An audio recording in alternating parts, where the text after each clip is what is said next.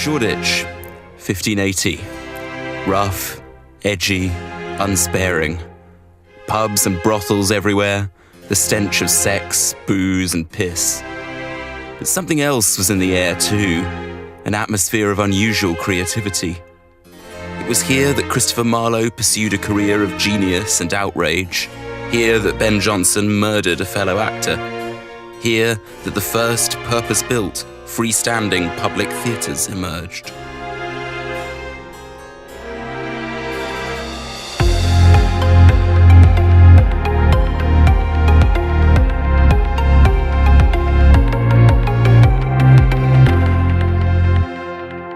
Shoreditch, this congery of idiosyncrasies, was also the place where William Shakespeare first emerged into London.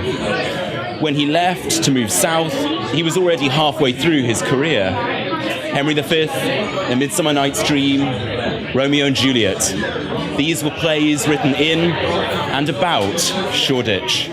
It's only now that we're finding this older Shoreditch and this younger Shakespeare. And as the past is dug up, it looks eerily like the present. Rising rents, closing venues, and that dread, deadening word, gentrification. This was Shakespeare's Shoreditch too. Shoreditch had a rather shabby reputation in the 16th century, with all these rather sort of nasty activities going on. I mean, actors fought duels, killed each other, burglaries and everything else.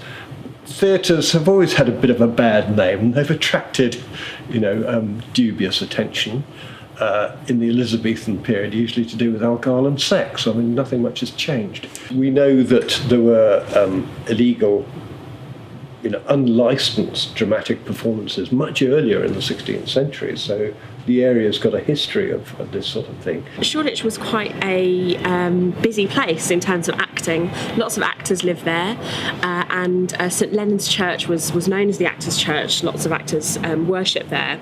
But you also had several playhouses, so you had the Theatre and the Curtain as these two big draw playhouses in Shoreditch. And also in Shoreditch were lots of other kind of leisure activities, lots of games, lots of pubs, taverns. So it was a real kind of entertainment district, and theatre was part of that. Well, of course, one of the most interesting challenges that archaeologists have trying to understand ancient or Shakespearean theatres is to see how they worked in terms of the acting, in terms of the spatial awareness of an audience's relationship to the actors, to what sort of facilities they have, what sort of special effects they had. And although we still have the lines with us, acting styles change and all sorts of things change. One of the interesting things is the special effects that they could use. We know about firing off rockets and so on, but if you had a storm scene, The Tempest, for example, you'd want a nice thundery noise, you could use a drum. But they hit on the wonderful idea of using a cannonball, which could roll down a wooden trough and it would have that wonderful kind of rumbling noise, which they continued into the 18th century, we know that. Whereas the Victorians just used to shake a piece of metal, which is not nearly as interesting.